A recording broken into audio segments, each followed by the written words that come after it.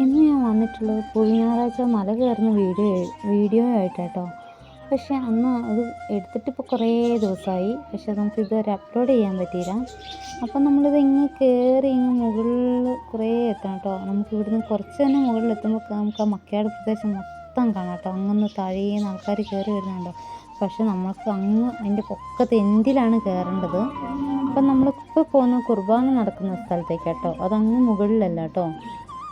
ഇവിടെ ആണ് കുർബാന നടക്കുന്നത്. നമുക്ക് പക്ഷേ ഇത് 14ാമത്തെ സ്ഥലമാണ്. പക്ഷെ നമുക്ക് അതിൻ്റെ മുകളിലൊരു കുരിശുണ്ട്. നമുക്ക് അവിടെ പോയിട്ട് വേണം നേർച്ചയുണ്ട് കേട്ടോ. അവിടെ നിന്ന് നേർച്ച മേടിക്കാൻ അവിടെ കണ്ടില്ല. നമുക്ക് ഈ പോകുന്ന വഴി കൂടെ വേണം പോകാൻ. എന്നിട്ട് അതിൻ്റെ പൊക്കത്തെത്തുമ്പോൾ തന്നെ നമുക്ക് ഈ ഓരോരുത്തർ നേർച്ചയൊക്കെ ആയിട്ട് നമ്മുടെ അരിമ്പാറയൊക്കെ ഉണ്ട്.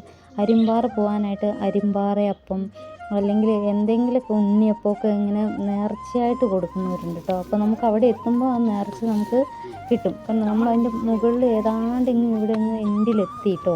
അപ്പോൾ നമുക്ക് താഴേന്ന് ഉണ്ട്. അതാണ് എനിക്ക് നേർച്ച കിട്ടിയത് കേട്ടോ.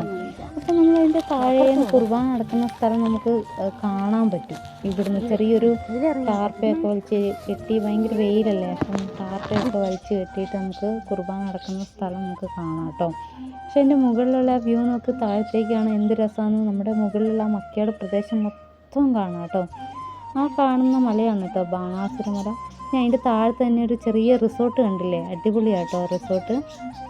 പോയിട്ടൊന്നുമില്ല, പക്ഷെ നമുക്ക് അവിടെ നിന്ന് നോക്കുമ്പോൾ കാണാം. വീട് കണ്ടില്ലേ, ഇവിടെ എവിടെയോ ആയിട്ട് ഞങ്ങളുടെ വീട് വരുന്നത് കേട്ടോ.